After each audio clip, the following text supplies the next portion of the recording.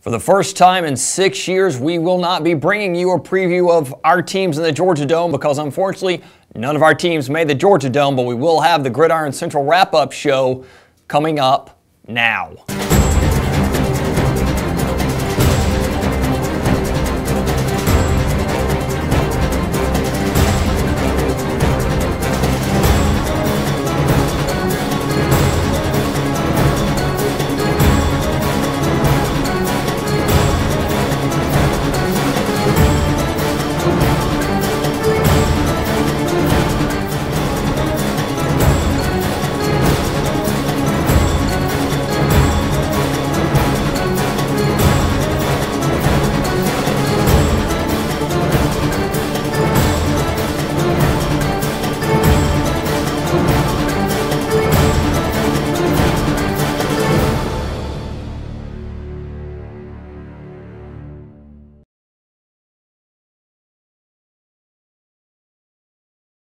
Begin your future at Georgia Northwestern Technical College. We offer degrees, diplomas, and certificates in over 200 programs of study. Choose a career in business, health, industrial, or public service. With the flexibility of day, evening, and online classes at any of our 5 campus locations, getting your education at GNTC has never been more convenient. There are many financial aid options available, including student loans. Apply now. Georgia Northwestern Technical College.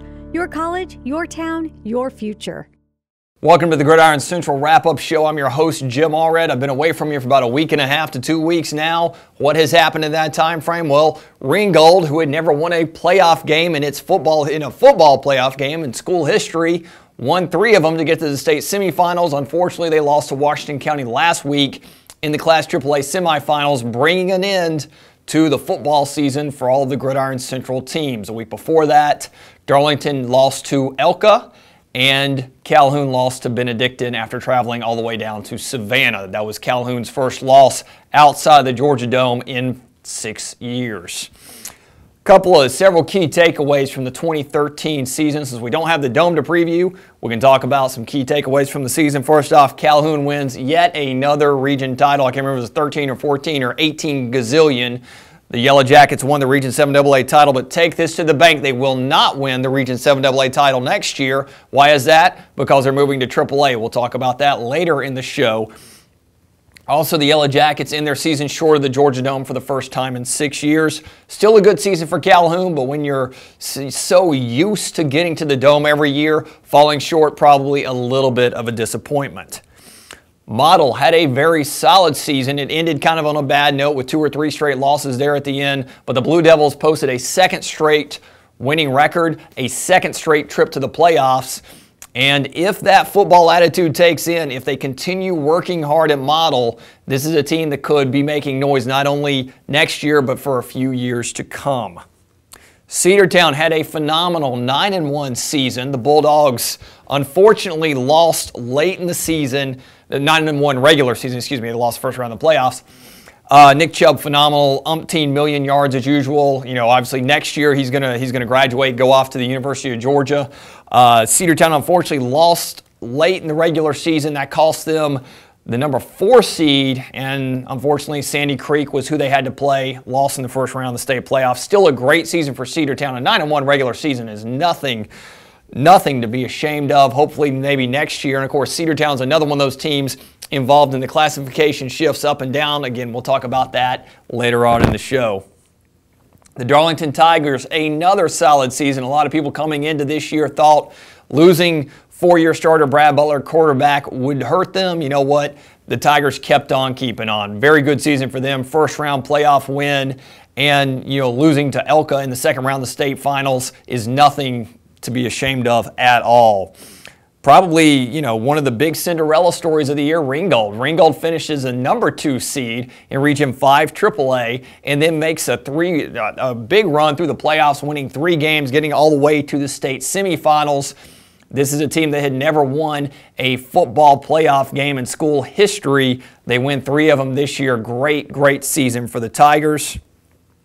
And of course, our mini playoff teams, Pepperell, Model, Calhoun, Tryon, Darlington, Cedartown, Ringgold, Adairsville, and crazily enough, Sonoraville all reached the playoffs this season. Obviously, most of these teams were one and done, but the key thing here is they got to the playoffs. Sonoraville had never reached the playoffs before. Unfortunately, they had to play Buford in the first round. We all know how that one ends, but kudos to all of those teams. Coosa, great record, just missed the playoffs. Rome High School, great record, just missed the playoffs. So we had a bunch of other teams right there on the cusp. Be very interesting to see which of these teams rebounds, comes out next year, and does just as well. After the break, we've already talked about this season. I'm going to look ahead to next season, throw a few things out there, and of course, reclassification will probably be the biggest thing I talk about. Stick around. Begin your future at Georgia Northwestern Technical College. We offer degrees, diplomas, and certificates in over 200 programs of study. Choose a career in business, health, industrial, or public service. With the flexibility of day, evening, and online classes at any of our 5 campus locations, getting your education at GNTC has never been more convenient. There are many financial aid options available, including student loans. Apply now. Georgia Northwestern Technical College. Your college, your town, your future. Welcome back to the show. As always, we'd like to thank our sponsor, Georgia Northwestern Technical College, who's been around with us all 7 years of our Emmy-nominated high school football show, the only Emmy-nominated high school football show in the state of Georgia, I might add. Now we take a look ahead to the 2014 season, and the biggest, in my mind, the biggest thing everybody will be talking about is reclassification, because, you know, a couple of years ago when reclassification came, the big talk was the split in single A from public to private. Well, that stays around, but for Gridiron Central, there's only one single A team remaining. Tryon is the only local team remaining in single A after reclassification. Talk first about 7AA. Well, Calhoun, they're moving to AAA. Pepperell, they're moving to AAA. Murray County, they're moving either to another region or to AAA. Morris Innovative is also out of Region 7AA. Who's the two new people in? Darlington, who has been a member of Region 7AA before, and Gordon Lee, who I'm not sure has been anything but a single A school. Those two schools move in. I said earlier, this means Calhoun will not win the Region 7AA title next year. Guess why? They're not in the region, so they can't win. Very interesting region. You know, this one, a little bit more parity. Solid football teams here. It'll be real interesting to see top to bottom who's going to be the best in that region. Of course, Chattooga stays in the region, as does Coosa, Model, and Armurchie. In AAA, moving into the region with Pepperell. Pepperell gets Rockmart, Adairsville, and Cedartown drops from 4A down to AAA for their part of the subregion in their region. Be real interesting to see, you know, Cedartown losing enough students to get to AAA. Rockmart has been off in that weird 4 AAA region for the last 2 years where they really didn't have any local competition. It'll be a lot better for Rockmart travel-wise, I'm sure. Calhoun moves into a different region in AAA. I can't remember if it's 6 AAA or 5 AAA, where they will gain Gridiron Central and Sonoraville will be in there with them, as well as some other schools.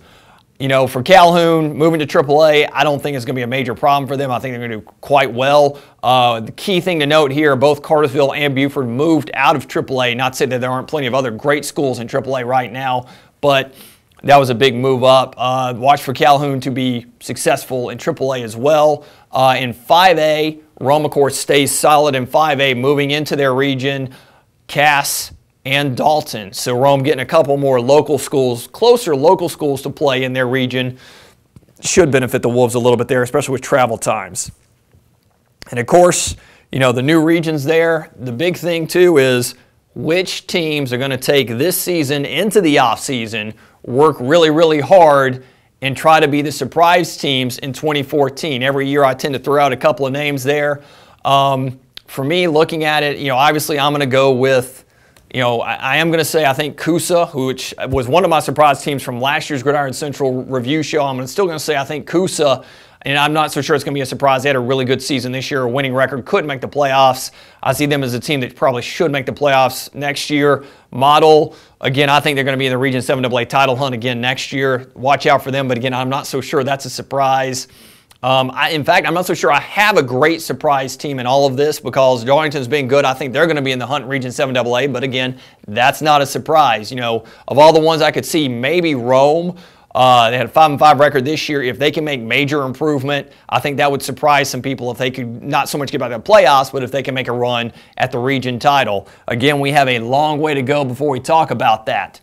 If you missed any of our coverage this season, it is all online. PrepCentralOnline.com, all of our shows, all of the highlights, videos, photos, articles, you name it, it's there. Of course, stick with us all through the rest of the season for basketball, wrestling, swimming, baseball, track, tennis, golf, and everything else that's played. Soccer, don't know if I'm leading lacrosse, maybe I'm leaving a few out, but come to PrepCentralOnline.com. For Kevin Myrick, I'm Jim Alred saying we'll see you on the sidelines in 2014.